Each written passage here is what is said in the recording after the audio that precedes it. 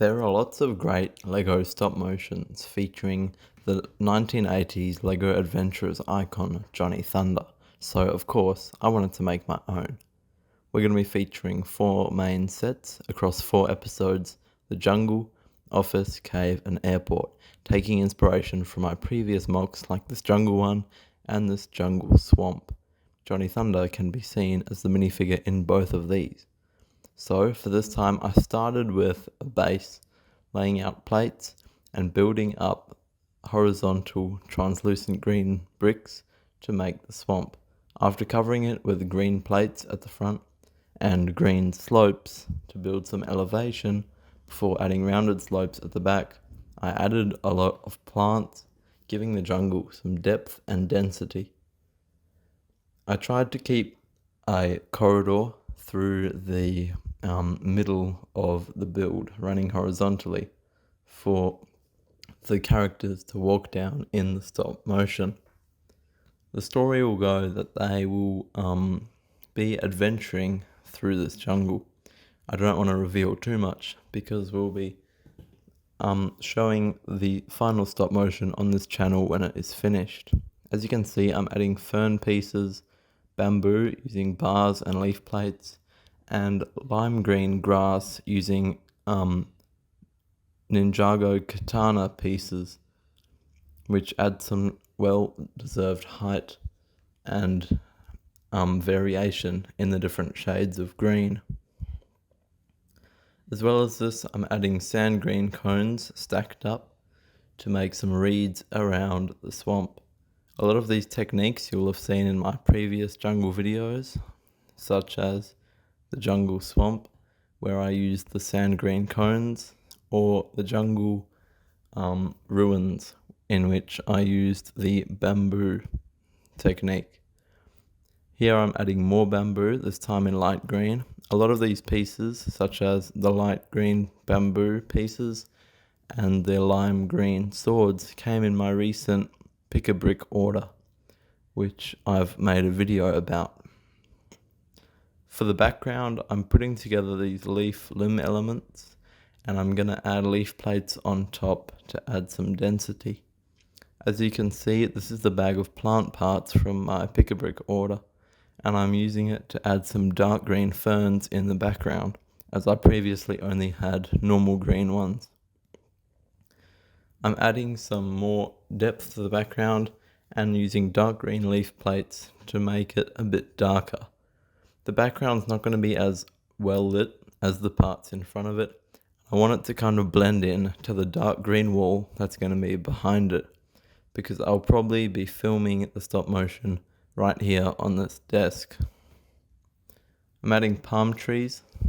These are the same ones you would have seen in my videos, such as the Oasis Jungle Explorers MOC, and the trees that I currently stole from the El Dorado Fortress.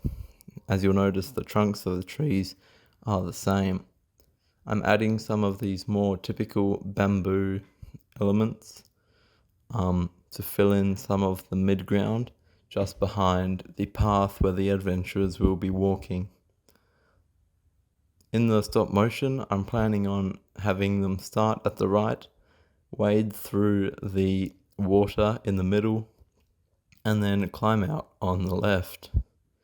In the background, I'm adding some more of the palm pieces, simply because I don't want any gaps and I want it to be a fully immersive jungle. As you can see from the front, it looks pretty good, but we're not done yet. From the top, it looks like a proper jungle, really dense and really green. You can see where the adventurers are going to walk through, and I've left open studs so it will be fairly easy to animate, because walking through plants in an animation is quite difficult. Here I've added some vines using poles and a brown structure on top to hold them in place. Hopefully just the bottom of these vines will be visible in the film, and they'll arch through the canopy, adding some atmosphere and visual interest to the scene. As you can see from the view where the camera will be similar to. I'm hoping you won't be able to see the frame and instead just see the vines in the jungle, making it seem like they're descending from the trees above. I think the brown frame does a good job holding it in place, but my only worry is that it'll move slightly during the animation if I knock it, and this might make the vines jump around. The minifigures we're going to be using is a Johnny Thunder and his accomplice.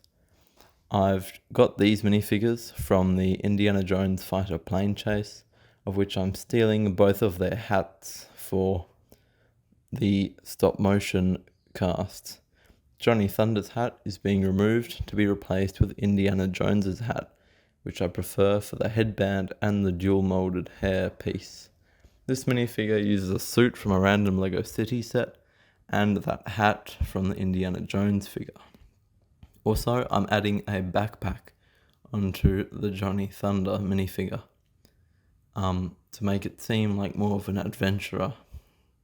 I would have added the backpack that came with the CMF Johnny Thunder, but unfortunately I don't have that minifigure, and this backpack from the Eldorado Fortress will have to do.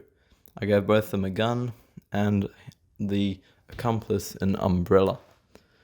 I think I'll call the accomplice the professor from now on. The lighting will probably look something similar to this, with a full light overhead and then a key light, yellow key light coming in from the side, making it look like a yellow tropical sun. With the minifigures in place, it looks quite cinematic, and I think the lighting works well. It's kind of backlit, and the lighting's quite harsh and low-key, which I think looks good. Also, as you turn towards the camera, you get some glare from that yellow light. I'm not sure about it, but I think this could be a nice addition to the stop motion, as it replicates looking into the sun in a real jungle. Panning across the build, as I hope to do in the stop motion, reveals some of the depth of the scene, and as the stalks come into focus with the blurred ones behind, looks really good. Here's some test photos I took of the scene, experimenting with different aspect ratios. This one is in 16:9, this one is 4:3, I believe, 3:2, which allows you to show more of the scene, and 1:1. I was thinking of going with 16:9 for the cinematic look, but I quite like the look of 4:3 and 3:2 as well. Most of my previous animations have been in 4:3, so I'll have to put more thought into it. Let me know in the comments which aspect ratio you think works best. Also note that 3:2 has that nostalgic feel because it's the same aspect ratio used in 35mm film. That's all for this video. Make sure to like and subscribe, and we'll be back next week continuing the stop motion series with the office build.